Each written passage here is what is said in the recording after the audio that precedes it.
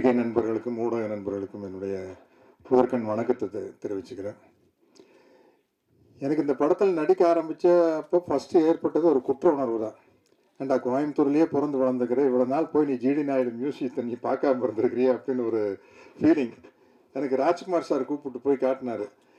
எப்படி இவ்வளோ நாள் நம்ம மிஸ் பண்ணோம். எங்களுக்கு ஸ்கூலுக்கு போகிறப்பங்க சைக்கிளில் போகிறப்ப நம்மளுக்கு 2 விஷயம் தான் தெரியும் தாத்தா பற்றி. ஏதோ ஜிடி நாயுடு ஒருத்தர் இன்ஜெக்ஷன் போட்டு இவ்வளோ பெரிய பப்பாளி பழம் பண்ணியிருக்காராம்மா, அது ஒன்று.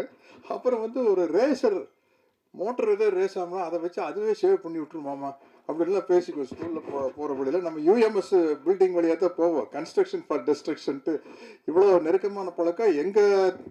எங்கள் குடும்பம் அவங்க குடும்பம் ஒரு 4 தலைமுறையாக பழக்கம். அது வேற. ஜிடி நாயுடு சார் படமாக பண்ணுறாருன்னா நம்ம டைரக்டர் கிருஷ்ணா சார் வந்து சப்ஜெக்ட் சொன்னார், அரவிந்த் சார் வந்து சொன்னார். ஒவ்வொரு சீனும் நடிக்கும்போது ஏய் நிஜமாவே இப்படி நடந்திருக்குதா அப்படிங்கிற மாதிரி. ஏன் இந்த படம் கமர்ஷியலாக பெரிய ஹிட்டானா, ஒரு சராசரி கமர்ஷியலான ஒரு சக்ஸஸ்ஃபுல் படத்தில் என்னென்ன எலிமெண்ட் இருக்குமோ அந்த எலிமெண்ட்டை விட இது அதிகமாக இருக்குது. ஒரு சேலஞ்ச் இருக்குதா, தொடத்தட்டுற விஷயம், அண்ணாமலையில் ரஜினி சார் குறிச்சு வச்சுக்காங்கிற மேட்டர் இருக்கு இல்லையா, அதெல்லாம் ரியலாகவே நடந்திருக்குது. அப்புறம் ஃபஸ்ட்டு நான் வந்து ஸ்டண்டு ஆன விஷயம் வந்து மாதவன் சார் வந்து மிக மிக மிக அழகான நடிகர்களில் உலகத்தில் அவர் ஒருவர்னு சொல்ல, மிக முக்கியமானவர் சொல்லலாம். அவர் வந்து நாங்கள் 2 பேரும் ஒரு ஹோட்டலில் ஸ்டே பண்ணியிருந்தோம். இவர் என்ன பண்ணார், கூட மேக்கப் மேன் மற்ற டிபார்ட்மெண்ட் யாரையும் கூப்பிட்டு வந்து இவர் மட்டும் பெல் அடித்து கதவை தட்டிக்கிறாரு. திறந்தா ஜிடி நாயுடு சார்னுடைய லாஸ்ட் கெட்டப் நிற்கிறாரு. யா யா யா மேடி என்ன இது அப்படிங்கிற மாதிரி. அது நம்ம மேக்கப் டிபார்ட்மெண்ட்டுக்கும் அதனுடைய பாராட்டுகளை சொல்லணும். அவ்வளோ பெரிய சேஞ்சுங்க, அவ்வளவு டெடிக்கேட்டடாக. அப்புறம் அடுத்த நாள் ஷூட்டிங் போகையில் நம்மளுக்கு வந்து உள்ளுக்குள்ள ஒரு சேலஞ்சு. ஏன்னா நம்ம கோயம்புத்தூர்காரர், நம்ம கோயம்புத்தூர் ஸ்லாங் நம்மளால் என்ன பண்ணுறாருன்னு பார்த்துடலாம், மேடி எப்படி பேசுகிறாருன்னு பார்த்துடலான்னா கரெக்டாக ஏனுங்க நாங்கிற சொல்கிறவங்க அப்படி இதெல்லாம் நீ கேட்காமே நின்றுட்டு இருக்கு. ஐயோ இது என்ன இந்த ஆள் விட்டால் நம்மளை விட கோயம்புத்தூர் ஸ்லாங் நல்லா பேசிட்டு வர போகிறதுக்கு அப்படிங்கிற மாதிரி ஒரு எக்ஸ்பீரியன்ஸு. அப்புறம் லைனாக சொல்லிட்டு போல, அரவிந்த் சார் வந்து இதுக்காக எடுத்துக்கிட்ட மெனக்கெட்ட விஷயம் வந்து பெரிய விஷயம். அரவிந்த் சாருடைய ஒர்க்கு. ஜிடி நாயுடு சாருடைய பெருமையை சொல்லணும்னா தமிழ்நாட்டிலேயே பெரிய பாலத்துக்கு வந்து ஜிடி நாயுடு சார் பெருதை வச்சுக்கிறாங்க கோயம்புத்தூரில். தமிழ்நாட்டிலேயே இல்லை சவுத் இந்தியாவிலையா? தமிழ்நாட்டில் உறுதி. அது நாங்கள் ஷூட்டிங் எடுத்துருக்கையில் அன்றைய முதல்வர் திரு ஸ்டாலின் சார் அவர்கள் வந்து அந்த பாலத்தை திறந்து வச்சார். எல்லாம் அவங்க ஃபேமிலியெல்லாம் கூப்பிட்டு போய் பெரிய அளவில் மரியாதை பண்ணாங்க. நீங்கள் யார் எப்போ கோயம்புத்தூர் போனாலும் அந்த மியூசியத்தை போய் பார்த்துருங்க. அப்புறம் ஒவ்வொரு படத்துலையும் வந்து அதாவது ஒரு மேல் ஆக்டருக்கு வந்து கெட்டப் போடுறது ஈஸி இல்லையாங்க மாடி, நம்ம தாடி வைக்கலாம், தாடி எடுக்கலாம், இது விக்கு அப்படி. பட் ஒரு லேடி ஆர்டிஸ்ட், அது எஸ்பெஷலி ஹீரோயினாக இருந்துட்டு படத்துக்கு படம் ஒரு வேறு மாதிரி கேரக்டர் பண்ணுறது ரொம்ப கஷ்டம். அது துஷாரா விஜயன் சூப்பராக பண்ணிகிட்ருக்காங்க. நான் முதலேருந்து பார்க்குறேன். இப்போ அவங்களோட இன்னொரு படம் நடிக்கிறேன். அந்த படத்துக்கு இந்த படத்துக்கு கேரக்டருக்கு சம்மந்தமே இல்லை. நீங்கள் மேடி நீங்கள் பாருங்கள், ரங்கநாயகி வேற, அது வேற. ஆமாம் ஆமாம். அப்புறம் இந்த படத்தினுடைய தயாரிப்பாளர்கள் விஜய் முருகன் அவங்கெல்லாம். எல்லாருக்கும் வணக்கம். ஃபர்ஸ்ட் ஆஃப் ஆல் ஃபர்ஸ்ட் நன்றி சொல்ல வேண்டியது producers Maddy sir, Krishna sir and Aravind sir and Murali. Because இவங்கனால தான் நான் இந்த ப்ராஜெக்ட்குள்ளே வந்திருக்கேன். என்னோட கதாபாத்திரத்தோட பேர் வந்து பத்மாவதி. இவங்க வந்து வேற ஒரு எராலேருந்து வராங்க. இவங்களோட பெர்ஸ்பெக்டிவ்லேருந்து தான் அந்த படம் ஆரம்பிக்குது. ஸோ இவங்க வழியாக ஜிடி நாயுடு அவர்களுடைய கதையை வந்து இவங்க ஓப்பன் பண்ணுறாங்க. எனக்கு வந்து இந்த படத்தில் எப்படியாவது ஒரு ரோல் பண்ணணும்னு ரொம்ப நாள் ஆசை. ஏன்னா எனக்கு நிறைய ஃப்ரெண்ட்ஸ் இருக்காங்க கோயம்புத்தூரில். எங்கள் அண்ணா கோயம்புத்தூரில் படித்தார். ஸோ ஜிடி நாயுடு மியூசியம் போயிருக்காங்க. இந்த மாதிரி நிறைய விஷயம் கேள்விப்பட்டிருக்கேன். பட் அதை தவிர்த்து எனக்கு டீட்டெயிலாக அவரை பற்றி எதுவும் தெரியாது. ஸோ இந்த படம் மூலமாக நான் நிறைய கற்றுக்கிட்டேன் அவரை பற்றி. எப்படிப்பட்ட ஒரு இன்னோவேட்டர் அவர் என்ன. So it's been pleasure working in this project. And இன்னும் ஆக்சுவலி இந்த படத்தில் ஒரு சில விஷயங்கள் தெரியும், ஆனால் அதை தாண்டி இன்னும் தெரியணும்னு ஆசையாக இருக்குது அவரை பற்றி. ஸோ எல்லோரும் August 7th தியேட்டரில் வந்து பாருங்கள். கண்டிப்பாக நீங்கள் எல்லாருமே வந்து இப்படி மைண்ட் ப்ளோன் ஹை, you will be like oh my god இது என்ன இப்படியெல்லாம் பண்ணியிருக்காரா அந்த மாதிரி உங்களுக்கு தோணும். So thank you everyone for making this magnificent movie and bringing it to the people and watch it in the theater on August 7th. Thank you. எல்லாருக்கும் வணக்கம். எங்கள் படத்தை சப்போர்ட் பண்ணதுக்கு, நீங்கள் இங்கே வந்திருக்கிறதுக்கு ரொம்ப நன்றி. அண்ட் ரங்கநாயகி, நான் பண்ண கதாபாத்திரத்தில் இது ஒரு வேறுபட்ட கதாபாத்திரம். நான் வந்து எல்லா ப்ரெஸ் மீட்லையும் இது தான் சொல்கிறேன். அந்த மாதிரி சேலஞ்சிங்கான கேரக்டர்ஸ் தான் எனக்கு வருது. எனக்கு இந்த வாய்ப்பு தந்த Vijay Moolan sir and Moolan pictures and Krishna sir, Aravind sir and Madhavan sir கூட நடிக்கணும்னா யாருக்கு தான் பிடிக்காது? ஸோ ஐ வாஸ் லைக், நான் அப்பா சார் கூடயும் நடிச்சிட்டேன், மாதவன் சார் கூடயும் நடிச்சிட்டேன், என்னோட மின்னலை மூமெண்ட்டை வாழ்ந்துட்டேன். ஸோ எனக்கு ரொம்ப சந்தோஷம். நான் அஃப்கோர்ஸ் சத்யராஜ் சார் கூட நான் இந்த படம் பண்ணிட்டேன், அடுத்த படமும் அவர் கூட பண்ணுறேன், அதுலேயும் எனக்கு ஒரு பெரிய சந்தோஷம். அதித்தி நானும் பேக் டு பேக் ஃபிலிம்ஸ் பண்ணுறோம். எல்லாருக்குமே கண்டிப்பாக ஜிடிஎன் ரொம்ப பிடிக்கும். என்டையர் டீமே கண்டிப்பாக இது ஒரு டெக் ரெவல்யூஷனுக்கு முன்னாடி ஒரு விஷனரி சேஞ்ச்ட் எவ்ரி திங். அதுதான் இந்த untold story of GD Naidu. எல்லாரும் கண்டிப்பாக தியேட்டரில் August 7th போய் படம் பாருங்கள். நன்றி, தேங்க்யூ. எல்லாருக்கும் வணக்கம். இவ்வளோ பெரிய ஆர்டிஸ்ட் இங்கே இருக்கும்போது ஆக்சுவலி இந்த படத்தில் ஒரு சின்ன ஒரு கேமியோ, எக்ஸ்டெண்டட் கேமியோன்னு சொல்லலாம், பட் ஒரு வெரி இம்பார்ட்டண்ட் கேமியோ. அது விஜய் மூலன், ஹூஸ் த ப்ரொடியூசர், அவரோட அப்பாவும் கொஞ்ச நாளாகவே நாங்கள் ஃப்ரெண்ட்ஸாக இருக்கோம். பட் இந்த ஒரு இதில் வந்து இந்த மாதிரி ஒரு கேரக்டர் இருக்குது, அதை நீங்கள் பண்ணால் நல்லாயிருக்கும்னு கிருஷ்ணா அண்ட் அவங்க எல்லாம் பேசி டிசைட் பண்ணாங்க. நானும் கொஞ்ச நாள் யோசித்தேன். இந்த மாதிரி ஒரு கேரக்டர் ஆக்சுவலி அந்த கேரக்டரோட இம்பார்ட்டன்ஸ் அவ்வளோ பெருசு. ஸோ அது பண்ணுறதுக்கு ஒரு சர்டன் ஒரு தகுதி வேணும். ஒரு ஆஸ் அன் ஆக்டர் நான் ஒரு பயங்கரமான ஒரு ஃபிலிம் பஃப். ஸோ இந்த மாதிரி விஷயம் பண்ணும்போது அது பர்ஃபெக்டாக பண்ணலைன்னா சரியாக வராதுன்னு நினச்சி கொஞ்ச நாள் தயங்கினேன். பட் அதுக்கப்புறம் கன்வின்ஸ் பண்ணாங்க, அதுக்கப்புறம் நம்ம பண்ணிட்டோம்.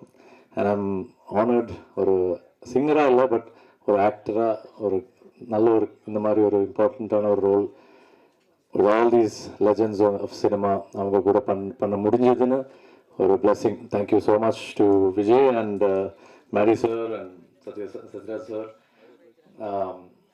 Few scenes that we have is very special, so just to be in front of the camera with all of them, அவங்க கூட நடிக்க முடிஞ்சதுன்னு ஒரு ரொம்ப பெருமைப்படுறேன், especially in a film like this. And Rajkumar சாரும் அந்த ஃபேமிலியும் அதை பற்றியெல்லாம் சொல்லணும்னா நிறைய நேரம் பேசலாம். But thank you so much for having us in Coimbatore and taking care of all of us so well. Thank you so much. வணக்கம், என் பேர் முரளி. இந்த படத்தில் நான் மோகன் ஒரு கதாபாத்திரம் பண்ணியிருக்கேன். I'm also the executive producer. இந்த படம் வந்து ஒரு முக்கியமான படம் நம்ம தமிழ்நாட்டுக்கும் இந்தியாவுக்கும். கண்டிப்பாக போய் தியேட்டர்ஸில் August 7th பாருங்கள். I would love to thank my producers Vijay Moolan, Varghese Moolan, Maddie sir, Sarita ma'am, and my director Krishna Kumar, and the project inception ஆன முக்கியமான reason Aravind sir. So please போய் பாருங்கள் theatre August 7th. Thank you. Thank you. Good afternoon to every one.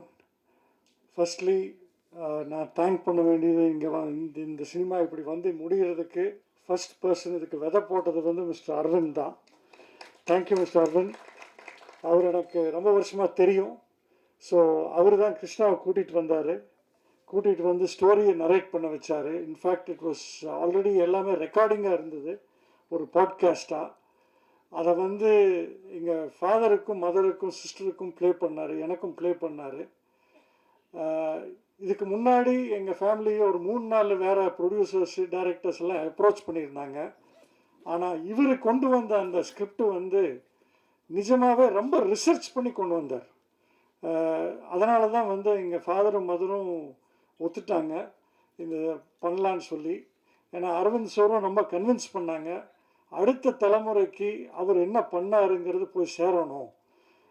அதனால தான் வந்து அவங்க agri பண்ணிட்டாங்க அதுக்கு. அதுக்கப்புறம் there was no looking back.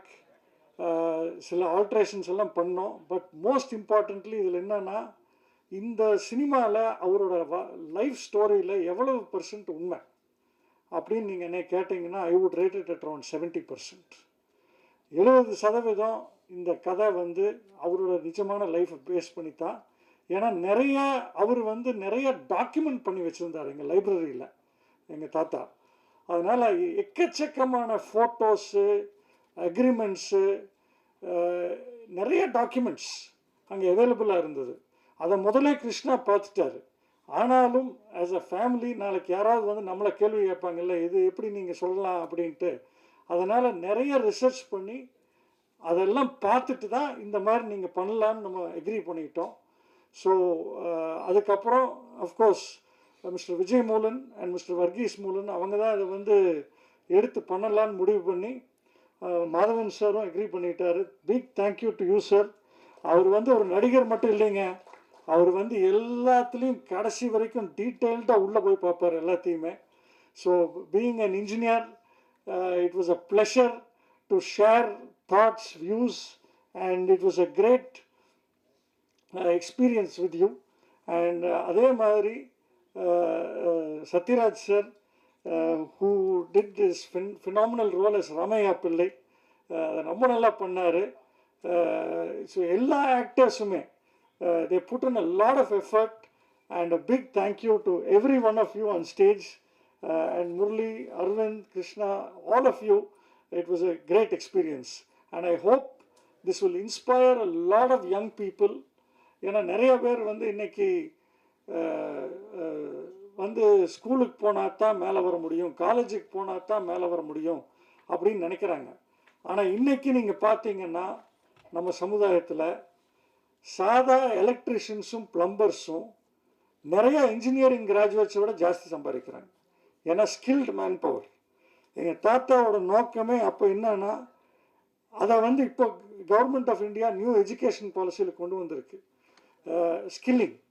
So இந்த ஸ்கில்லிங் தான் அவரை வந்து மேலே கொண்டு வந்தது. ஸோ அந்த ஸ்கில் டெவலப்மெண்ட்டுங்கிறது ரொம்ப ரொம்ப முக்கியம். அதை பற்றியெல்லாம் இந்த சினிமாலையும் வருதுங்க. ஸோ ரொம்ப நன்றி for giving me this opportunity to say a few words. Thank you.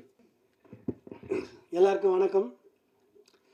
இந்த படத்தை பற்றி சொல்லணுன்னா எனக்கு இந்த சாயங்காலம் இப்போ ஈவினிங் பத்தாது.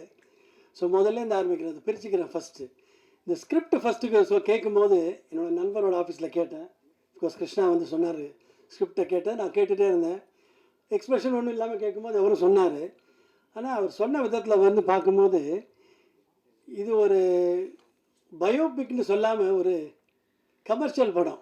கண்டினியூஸாக ஒருத்தரோட வாழ்க்கை இப்படி இருக்குமா அப்படின்னு எனக்கே தோணுச்சு. இதுவும் நான் வந்து ஜிடி நாயுடு சாரோட பெரிய ரசிகனா. ஏன்னா அவர் எல்லாத்தையுமே ஒரு படிப்பையே கல்வியும் வேறு மாதிரி பார்த்தவர். அதனால் அதில் நான் பெரிய ரசிகன். அவரோட கதையை ஒருத்தர் இப்படி சொல்ல முடியும்னு படித்தபோது எனக்கு ரொம்ப ஒரு ஆர்வம் வந்துடுச்சு, இது எப்படியாவது பண்ணணும்னு. நெக்ஸ்ட்டு இதை பற்றி ராஜ்குமார் சார்கிட்ட போய் கேட்டேன், இந்த மாதிரி உங்கள் தாத்தா மேலே ஒரு படம் பண்ணலாமான்னு கேட்டபோது, அதை நாங்கள் எடுத்துட்டோங்க, நாங்கள் ஆல்ரெடி ஒரு படம் பண்ணியிருக்கோன்னு ஒரு டாக்குமெண்ட்ரி பண்ணி அது நேஷ்னல் அவார்டு வாங்கியிருக்காங்க. அதை பற்றி தெரிஞ்ச உடனே இது அந்த மாதிரி படம் இல்லைங்க அப்படின்னு சொல்லும்போது அவருக்கு படம்னா அப்புறம் என்னன்னு சொல்லும்போது அப்புறம் தான் நான் அவருக்கு எக்ஸ்பிளைன் பண்ணேன் என்னன்னு. அப்புறம் அவர் சொல்லியிருந்தார் இல்லைங்களா, அந்த மாதிரி அவர்கிட்ட போய் எக்ஸ்பிளைன் பண்ணோன்னா அவங்களுக்கு பிடிச்சது. இதுக்கு அடுத்த கட்டம் வந்து இது யார் ஒரு சயின்டிஸ்ட் ப்ளே பண்ணோன்னா கரெக்டான ஒரு நடிகர் தேவைங்க. எனக்கு என்னோட ரொம்ப க்ளோஸ் நண்பர் ஒருத்தர் இருக்கார், அவர் தான் எனக்கு உடனே வந்தது. ஸ்கிரிப்டை கேட்கும் போதே எனக்கு அவரோட முகம்லாம் வந்துடுச்சுங்க. வந்துட்டோன்னே நெக்ஸ்ட் அவரை போய் பார்த்துட்டு இந்த மாதிரி ஒரு கதை இருக்குன்னு கேட்டபோது அவர் எப்போவுமே எனக்கு ஏதாவது சொல்லணும்னு சொன்னான்னு ஒரு காது கொடுத்து கேட்பாருங்க.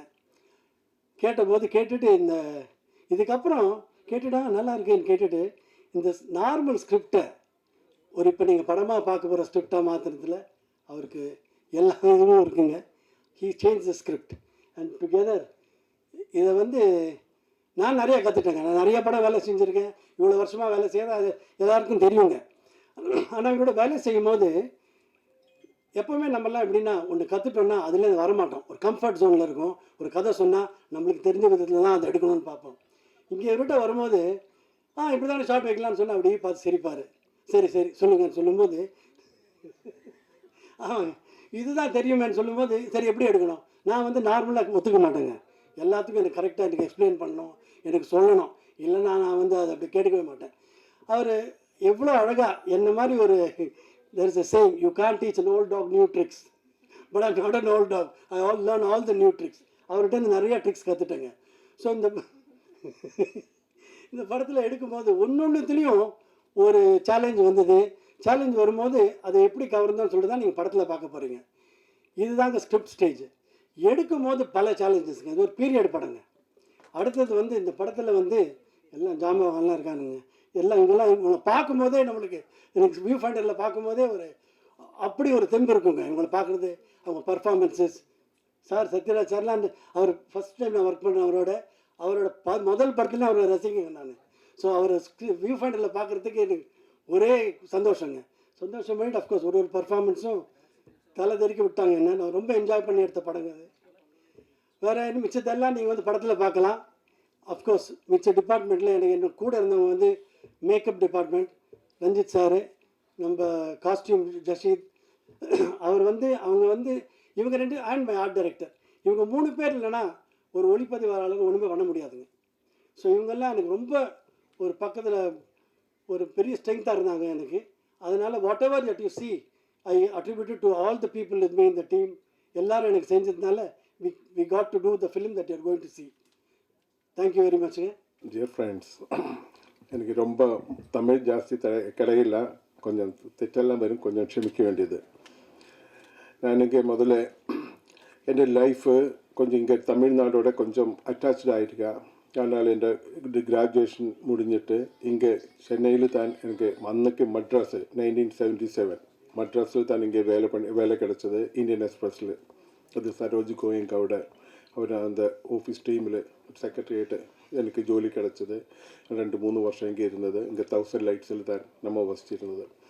அதனால் அன்னைக்கு நிறைய தமிழ் ஃப்ரெண்ட்ஸ் இருந்தது. இப்போ அவரெல்லாம் அங்கே ஆஃபீஸில் வந்தாலும் கொஞ்சம் இது டைம் கிடைக்கும்போதெல்லாம் அந்த சினிமாயோட அந்த நேத்தியில் பார்த்த சினிமாயோட அந்த விஷயம் தான் ஜாஸ்தி பேச்சு. அப்புறம் நெக்ஸ்ட்டு ஃபிலிம் எப்படி பார்க்கலாம் அந்த அப்படி பேச்சு நானும் அவர்கிட்ட ஒரு ஃப்ரெண்ட்ஸ் ஆக்கி அவர் கூட நிறைய எல்லாம் இங்கே ஃபிலிம் பார்க்குறதுக்கெல்லாம் போய் அப்போ எனக்கு தெரிஞ்சது இங்கே தமிழ்நாட்டில் தமிழ் மக்கள் எவ்வளோ அட்டாச்சு இந்த ஃபிலிமோடு ஆயிருக்கா.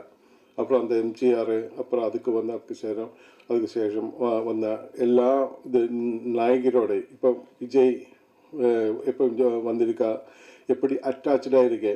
இதெல்லாம் பார்க்கும்போது எனக்கு என்ன சொல்கிறேன், இவ்வளோ சின்சியராக இவ்வளோ ஓப்பன் மைண்டடாக இந்த சினிமையோட டச்சிங்கில் இவ்வளோ இருக்கிற தமிழ் மக்களோடு எனக்கு ரொம்ப வாழ்த்திருக்கா. எப்படியானாலும் அதில் 2-3 வருஷம் முடிஞ்சிட்டு நான் இங்கே டெல்லியில் போய் வேலை பண்ணி அங்கேருந்து சவுதியில் போய் அங்கே 40 years அங்கே ஒர்க் பண்ணிவிட்டு இப்போயும் அங்கே பிஸ்னஸ் தான். அப்போ இப்போ வரும்போதும் கொஞ்சம் காலேஜ் ஸ்டடி மட்டும், அப்புறம் ஸ்கூல் மட்டும் நான் அங்கே கேரளாவில் இருந்தது. அப்புறம் பாக்கி எல்லாம் வெளியூரில் தான் வேலை பண்ணியிருக்கேன். இப்போ பிஸ்னஸ் பண்ணுறேன். அதுதான் இங்கே தமிழில் சினிமா பிடிக்கிறதுக்கு எனக்கு ரொம்ப ஆசை இருந்தது. அப்புறம் தான் நம்ம என்ன சன் விஜய் அந்த மாடிகிட்ட ரொம்ப க்ளோஸ் ஃப்ரெண்டு முதல்ல.